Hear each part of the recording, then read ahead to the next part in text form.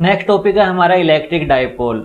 यह same to same magnetic dipole जैसा ही है। जैसे मैग्नेटिज्म में हम दो पोल पढ़ते हैं, एक नॉर्थ पोल एक साउथ पोल, दोनों की स्ट्रेंथ सेम होती है। उसमें ये पढ़ा जाता है कि नॉर्थ पोल से इलेक्ट्रिकल फील्ड लाइनें बाहर निकलती है और साउथ पोल में जाके एंटर करती है। तो सेम टू सेम हम यहाँ पर भी पढ़ेंगे कि एक डाइपोल, इलेक्ट्रिक डाइपोल ऐसा सिस्टम होता है जिसमें दो चार्ज पार्टिकल रख दिए जाएंगे इक्वल एंड अपोजिट, यानी एक जगह पॉजिटिव चार्ज होगा, एक जगह नेगेटिव चार्ज होगा। पॉजिटिव से इलेक्ट्रिकल फील्ड लाइनें बाहर निकलेंगी और नेगेटिव में जाकर वो एंटर करती है। तो इस सिस्टम को हम कहेंगे इलेक्ट्रिक डाइपोल, यानी एक ऐसा सिस्टम जिसमें दो equal and opposite charge particle, equal in magnitude opposite in polarity, यानी एक पॉजिटिव है तो दूसरा नेगेटिव होगा, उन दो चार्ज पार्टिकल को एक सेपरेशन के साथ रख दिया जाए तो उससे जो सिस्टम बनता है वह होता है हमारा इलेक्ट्रिक डाइपोल। मतलब एक पॉजिटिव चार्ज और एक नेगेटिव चार्ज, दोनों को एक सेपरेशन ए के साथ रख दिया गया। तो इनसे जो ये हमारा टोटल सिस्टम बना है, यह सिस्टम हमारा क्या होगा, इलेक्ट्रिक डाइपोल होगा।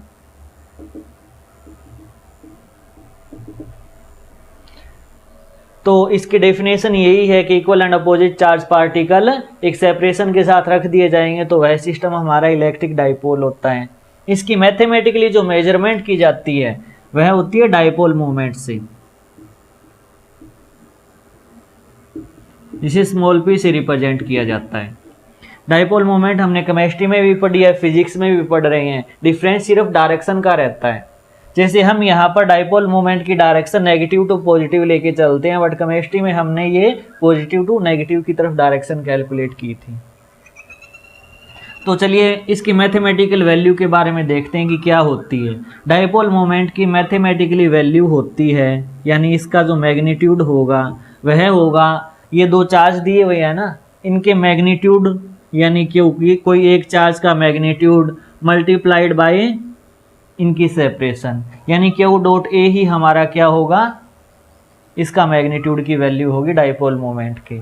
और डायरेक्शन कहाँ होगी, डायरेक्शन होती है हमारी नेगेटिव टू पॉजिटिव की तरफ डायरेक्शन होगी। यानी इलेक्ट्रिक डाइपोल तो एक सिस्टम है इस अरेंजमेंट का, और डाइपोल मोमेंट इस अरेंजमेंट का मैथमेटिकल रिजल्ट है। यानी इसकी इस सिस्टम की मैथमेटिकल अगर कैलकुलेशन करना चाहें, मेजरमेंट करना चाहें, तो वह होता है चार्ज इनटू उनके बीच की सेपरेशन। और जो है एक वेक्टर क्वांटिटी है तो इसकी एक डायरेक्शन होगी, और डायरेक्शन हम डिफाइन करते हैं नेगेटिव टू पॉजिटिव डायरेक्शन की तरफ। अब बात कर लेते हैं इसकी एसआई यूनिट की। एसआई यूनिट होती है चार्ज की, क्या होती है, कूलम होती है, और सेपरेशन की होती है मीटर। तो इसकी भी एसआई यूनिट कूलम मीटर होगी। तो इलेक्ट्रिकल डाइपोल हमारा क्या होगा, एक सिस्टम होगा, एक अरेंजमेंट होगी। डाइपोल मोमेंट क्या होगा, इसकी मैथमेटिकल मेजरमेंट होगी जिसकी डायरेक्शन ये है, और एसआई यूनिट हम ये मेजर करते हैं। अब हम निकालेंगे इलेक्ट्रिकल डाइपोल के कारण इलेक्ट्रिकल फील्ड कहाँ, किस पॉइंट पे कितना होता है, पोटेंशियल किस पॉइंट पे कितना होता है, ये सारी कैलकुलेशन चलेगी। तो सबसे पहले हम देखते हैं कि इलेक्ट्रिकल फील्ड की कैलकुलेशन करते हैं, यानी electrical field intensity due to dipole, ये हमारा इसमें फर्स्ट टॉपिक रहेगा। अब इलेक्ट्रिकल फील्ड इंटेंसिटी हम तीन तरीके से निकालेंगे। एक तो इसकी एक्सिस के ऊपर, एक इसकी परपेंडिकुलर एक्सिस के ऊपर, और एक किसी अननोन पॉइंट के ऊपर। सबसे पहले हम एक्सिस की बात करेंगे। जैसे एक ए पॉइंट के ऊपर हमने माइनस क्यू चार्ज रख दिया, बी पॉइंट के ऊपर हमने प्लस का क्यू चार्ज रख दिया, और हम सेंटर से एक्स डिस्टेंस पर एक पॉइंट P ले लिया इसकी एक्सिस के ऊपर, और इस P पॉइंट के ऊपर हम इलेक्ट्रिकल फील्ड इंटेंसिटी निकालना चाहते हैं। और इनके बीच की सेपरेशन मान लेते हैं 2a मान लेते हैं, क्योंकि डिवाइड करने में आसानी रहेगी। अदरवाइज आप a मान के भी चल सकते हो, a के हिसाब से कैलकुलेशन हो जाएगी हमारी, a/2 के हिसाब से चलेगा। लेकिन डिवीजन के बजाय हम 2a मान लेंगे ताकि इसे तोड़ने में आसानी रहे। यह बिल्कुल मिडल है, यानी सेंट्रल डिस्टेंस है हमारी। इस डाइपोल के सेंटर से इस पॉइंट की डिस्टेंस हमने x ली है। तो इस पी पॉइंट के ऊपर इलेक्ट्रिक फील्ड इंटेंसिटी कैलकुलेट करनी है हमें। तो सबसे पहले तो इसमें इस देखेंगे कि ये जो सिस्टम है, इस सिस्टम की डाइपोल मोमेंट क्या है। इस सिस्टम की डाइपोल मोमेंट की वैल्यू है, डाइपोल मोमेंट का जो मैग्नीट्यूड है वह है हमारा Q इंटू 2a के बराबर है। फर्स्ट तो हमारा ये रिजल्ट हुआ। अब आप इस डाइपोल को दो अलग अलग पोल के तरीके से ट्रीट करो, यानी एक तो ये पोल हुआ और दूसरा ये पोल हुआ। तो बी चार्ज पार्टिकल के कारण इलेक्ट्रिकल फील्ड पी पे कितना होगा, वह इस डायरेक्शन का होगा। ए चार्ज पार्टिकल के कारण पी पॉइंट के ऊपर जो इलेक्ट्रिकल फील्ड आएगा वह नेगेटिव चार्ज है तो इसकी तरफ आएगा। तो नेट इलेक्ट्रिकल फील्ड क्या रहेगा, इसका इफेक्ट ज़्यादा है ना, क्योंकि डिस्टेंस कम है, इसका इफेक्ट कम है, डिस्टेंस ज़्यादा है, तो इसके इफेक्ट में से इसका इफेक्ट घटा देंगे, वह हमारे पास नेट इलेक्ट्रिकल फील्ड बच जाएगा। तो वो कैलकुलेशन करनी है हमें। तो सबसे पहले electrical field at P due to B क्या होगा, electrical field at P due to B क्या होगा, पी पॉइंट के ऊपर। तो K इंटू चार्ज कितना है, Q है, डिवाइडेड बाय डिस्टेंस कितनी है। तो अगर मैं डिस्टेंस को कैलकुलेट करूं इसमें, तो ये डिस्टेंस बचेगी ना हमारे पास, ये x है और ये डिस्टेंस a है ना, क्योंकि टोटल तो 2a है, तो आधी डिस्टेंस कितनी हुई हमारी, a के बराबर हुई। तो x में से मैं a को घटा दूंगा तो ये डिस्टेंस बच जाएगी ना मेरे पास x माइनस a। तो यहाँ पर वैल्यू क्या आएगी, x माइनस a का होल स्क्वायर। और डायरेक्शन कौन सी होगी, राइट डायरेक्शन प्लस का i कैप होगी, 2 number equation. E at P due to A कितना होगा, K चार्ज तो Q है ना, मैग्नीट्यूड ही हम यहाँ पर डिफाइन करते हैं, Q हो गया, डिवाइडेड बाय यह डिस्टेंस कितनी होगी, x में a जोड़ेंगे तब जाकर ये टोटल डिस्टेंस आएगी ना, तो x प्लस a का होल स्क्वायर आएगी। और डायरेक्शन कौन सी होगी, माइनस आई कैप में होगी, अगर वो आई कैप डायरेक्शन है तो ये माइनस का आई कैप डायरेक्शन है तो माइनस आई कैप डायरेक्शन होगी। तो नेट इलेक्ट्रिकल फील्ड कितना होगा, दोनों वेक्टर को, क्योंकि दो इलेक्ट्रिकल फील्ड है तो इलेक्ट्रिकल फील्ड एक क्या है, वेक्टर क्वांटिटी है, तो वेक्टर की फॉर्म में ही हम इसको ऐड करते आए हैं, तो वेक्टर की फॉर्म में ऐड कर देंगे E P B plus E P A. या आप डायरेक्ट अगर मैग्नीट्यूड की फॉर्म में जाना चाहो तो डायरेक्ट मैग्नीट्यूड भी आप डायरेक्ट ये माइनस ये कर दो, वह भी हमारा रिजल्ट आएगा।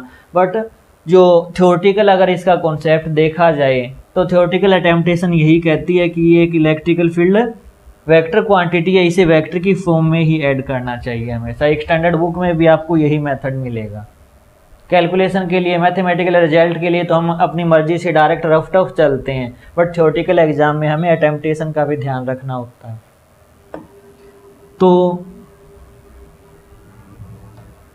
अगर कैलकुलेशन करें, दोनों को ऐड करें, तो k q divided by x minus a का होल स्क्वायर माइनस का k q divided by x plus a का होल स्क्वायर, और आई कैप डायरेक्शन हमने कॉमन ले ली, यानी आई कैप कॉमन ले लिया। ये माइनस का साइन है तो माइनस के साथ इसको रख दिया।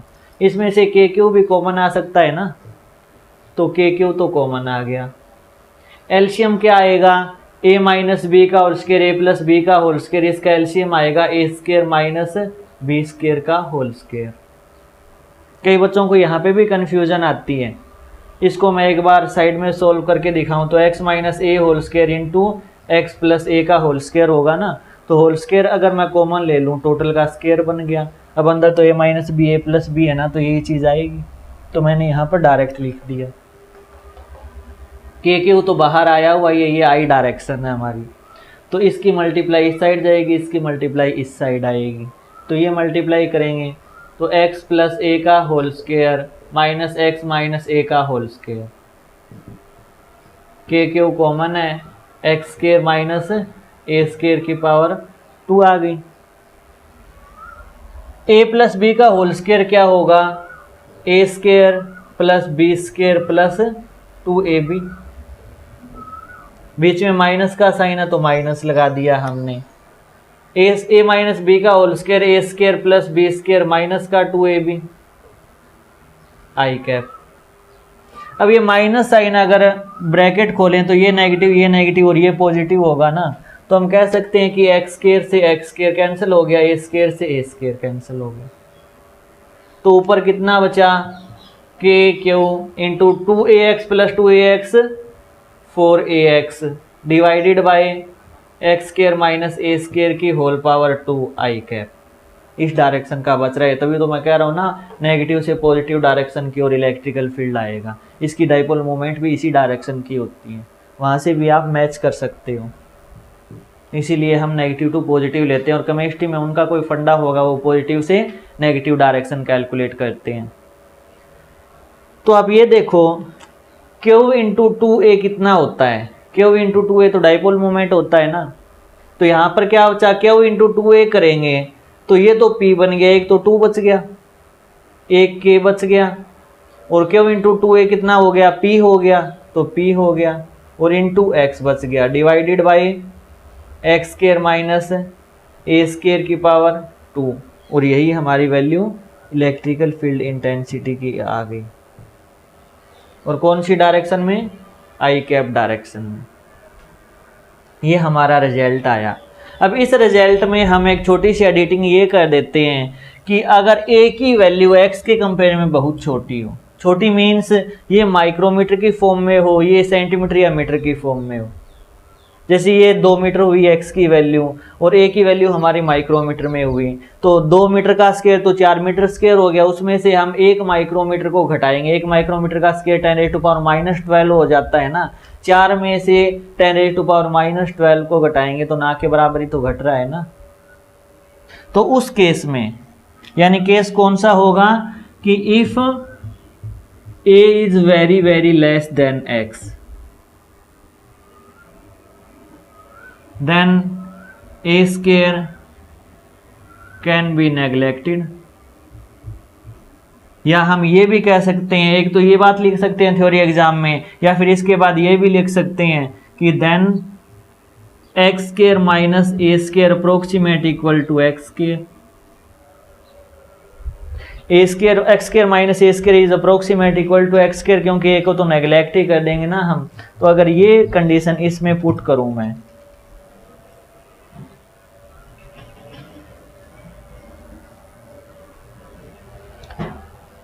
तो वैल्यू आएगी electrical field intensity on axis axial point, तो 2kp x डिवाइडेड बाई, अगर ये नेग्लेक्ट हो गया तो एक्स स्क्वायर का होल स्क्वायर क्या होगा, x की पावर 4 होगा ना, तो x की पावर 4 आ गया, तो x से एक x कैंसिल होगा, E8 एक्सियल पॉइंट कितना होगा 2kp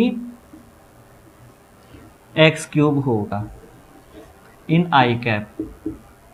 इस डेरिवेशन के लिए आई कैप इसकी डायरेक्शन होगी। तो हमें ये रिजल्ट हमें याद रखना है कि इलेक्ट्रिकल फील्ड इंटेंसिटी एक एक्सियल पॉइंट के ऊपर डाइपोल के कारण इतनी होती है। तो डेरिवेशन में हमें ये याद रखना है, अगर हमसे न्यूमेरिकल पूछ लिया जाए तो आप इस फॉर्मूले में मत घुसना, क्योंकि कई बार कंपेरेबल डिस्टेंस दे दी जाती है और आप डायरेक्ट ये फॉर्मूला लगाओगे तो हमारा आंसर गलत आएगा। फिर हम ये फॉर्मूला रटें या फिर ये फॉर्मूला रटें डायरेक्ट न्यूमेरिकल करने के लिए, इससे बढ़िया फॉर्मूला रटो ही मत, डायरेक्ट बात ही याद रख लो, इसका इलेक्ट्रिकल फील्ड माइनस इसका कर दो, आंसर डायरेक्ट ही आ जाएगा। आपके पास डायरेक्ट कैलकुलेशन होगी, क्यू की भी वैल्यू होगी, एक्स और ए की भी वैल्यू होगी, कट पिट के डायरेक्ट यहाँ पर एक आंसर यहाँ पर आंसर, दोनों को घटा दो रिजल्ट आ जाएगा। क्यों फॉर्मूले में माथा पच्ची कर रहे हो? तो जब भी न्यूमेरिकल आएगा तब हम इस डेरिवेशन के रिजल्ट को रट के आंसर नहीं निकालेंगे। जिसको याद रह जाए बहुत अच्छी बात है, बट अपना टाइम रटने में वेस्ट मत करना। ये एक थ्योरेटिकल टॉपिक अगर हमसे डेरिवेशन पूछ ली जाए एग्जाम के अंदर 12th बोर्ड एग्जाम में, तो हमें इस टाइप से इसकी डेरिवेशन करनी है। न्यूमेरिकल जब आएंगे तब हम डायरेक्टली ही इसको सोल्व करेंगे। और डाइपोल पे खैर न्यूमेरिकल इलेक्ट्रिकल फील्ड वोल्ट जो हमारा पोटेंशियल है इनके न्यूमेरिकल नहीं बनते, पोटेंशियल एनर्जी वगैरह के न्यूमेरिकल बनते हैं, तो उस टाइम टॉपिक करेंगे तो हम न्यूमेरिकल उसके ज़्यादा करेंगे, इसके भी कुछ करेंगे न्यूमेरिकल्स। फाइनली आपको ये रिजल्ट याद रखना है।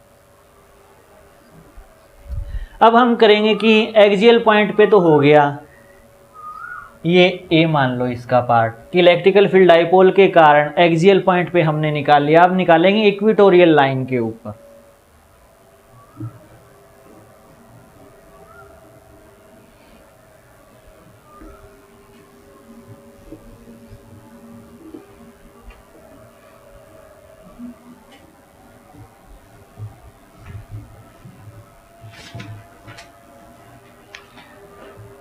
हमने एक्सियल के लिए इलेक्ट्रिकल फील्ड निकाला 2kp/r³ आई कैप। मैग्नीट्यूड की बात की जाए तो सिर्फ मैग्नीट्यूड हमारा इतना आ जाएगा। अब हम बात करेंगे इक्वेटोरियल लाइन की। इसका B point at equatorial point, at equatorial line, इस लाइन के ऊपर हम एक पॉइंट लेंगे। जैसे एक चार्ज पार्टिकल ये दे दिया गया माइनस का क्यू, और एक कुछ डिस्टेंस के ऊपर चार्ज पार्टिकल प्लस का क्यू दे दिया गया। इसके सेंटर से अगर मैं एक इक्वेटोरियल लाइन बनाऊं, इस लाइन पे सपोज पी पॉइंट हमने यहाँ रख दिया, इस पी पॉइंट के ऊपर इलेक्ट्रिक फील्ड की वैल्यू कितनी होगी ये कैलकुलेट करना है हमें। तो पॉजिटिव के कारण कितना होगा, ये डिस्टेंस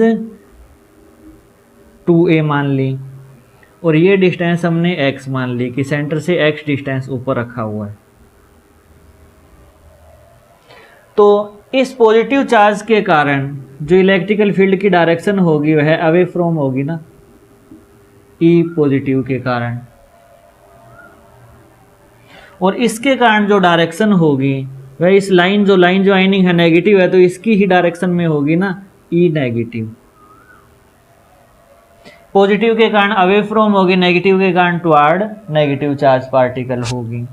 ये एंगल सपोज हमारा थीटा है तो ये भी थीटा होगा, ये हमने अज्यूम किया है कि थीटा एंगल है हमारा। अब इसके दो कंपोनेंट तोड़ेंगे हम x और y एक्सिस में। ये एंगल थीटा है तो ये एंगल कितना हुआ, थीटा होगा, क्योंकि दो लाइनें एक लाइन कट कर रही है, ये एंगल थीटा है तो ये भी तो एंगल थीटा ही होता है ना, तो ये थीटा हुआ तो ये एंगल भी थीटा हुआ। अब दोनों का मैग्नीट्यूड तो सेम होगा ना, बस डायरेक्शन अलग है। मैग्नीट्यूड की अगर बात करें तो मैग्नीट्यूड की वैल्यू तो सेम ही होगी, क्योंकि ये डिस्टेंस और ये डिस्टेंस सेम है, दोनों का चार्ज सेम है, तो इलेक्ट्रिकल फील्ड की वैल्यू भी सेम होगी, बस डायरेक्शन हमारी अलग हो जाएगी। तो इस E का बेस वाला इफेक्ट कितना होगा, E कोस थीटा होगा, और ये E साइन थीटा होगा। सेम टू सेम इसके अगर दो कंपोनेंट किए जाए तो ये एंगल थीटा है। जैसे अगर दो लाइन की बात करें तो इस दो लाइनों को ये लाइन कट कर रही है, ये एंगल अगर थीटा है तो ये एंगल भी तो थीटा होगा ना, अल्टरनेट अपोजिट एंगल जो भी आप मैथ की लैंग्वेज में बोलते हो। ये दोनों के दोनों एंगल ये थीटा है तो ये भी थीटा एंगल हो जाएगा। तो इसका जो इफेक्ट होगा E का बेस वाला इफेक्ट क्या होगा, E कोस थीटा होगा, और इस डायरेक्शन में इफेक्ट आएगा वो E साइन थीटा होगा।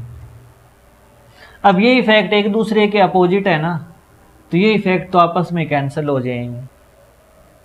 जो हमारा E नेट बचेगा वह E net negative x direction वाला बचेगा, because component of y direction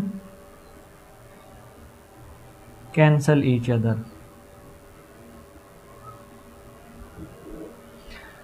y direction के कंपोनेंट एक दूसरे को कैंसिल कर देंगे, x डायरेक्शन का इफेक्ट बचेगा वो भी नेगेटिव x डायरेक्शन वाला इस डायग्राम के लिए।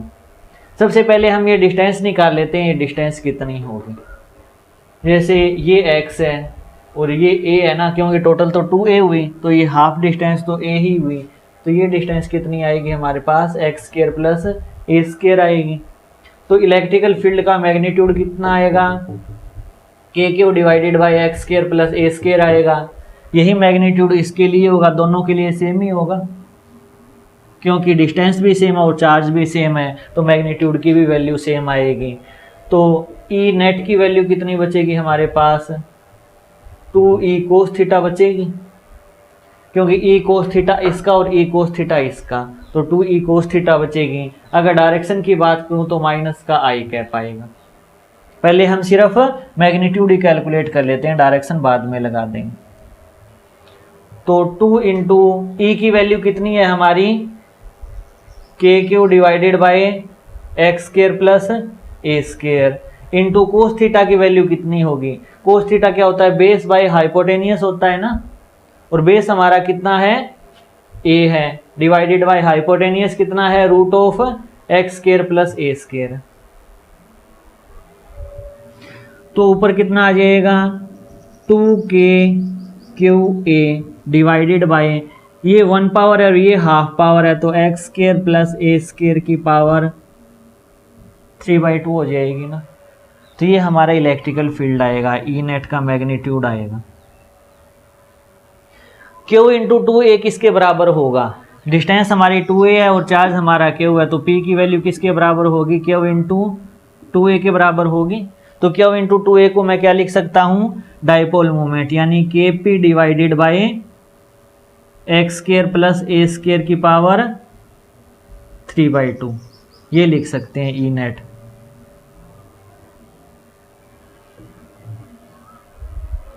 ई नेट की वैल्यू हमारी Kp divided by x square plus a square की पावर 3/2 आ गई। अब वही कंडीशन इसमें लगाएं कि a is very very less than x हो, यानी a तो माइक्रोमीटर में हो, ये सेंटीमीटर या मीटर में हो, तो उस केस में हम क्या करेंगे, x square plus a square approximate equal to x square.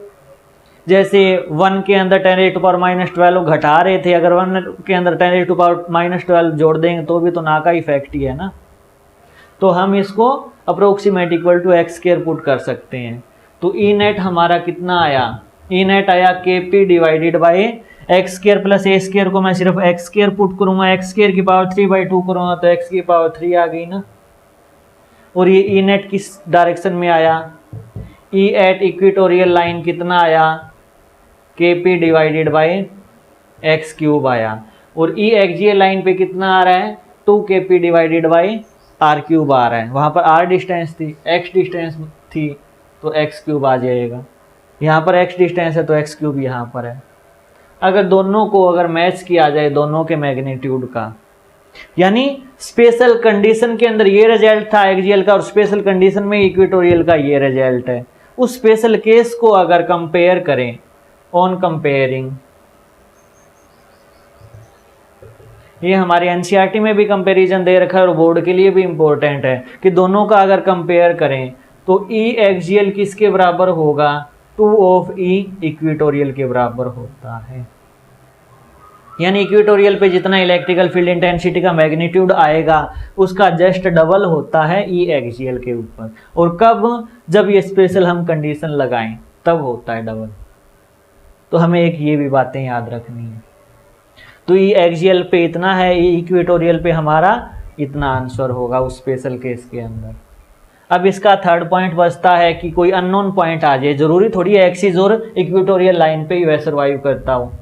एक अननोन लोकेशन के ऊपर अगर पॉइंट हमें मिल जाए तो उस केस में क्या होगा इलेक्ट्रिकल फील्ड।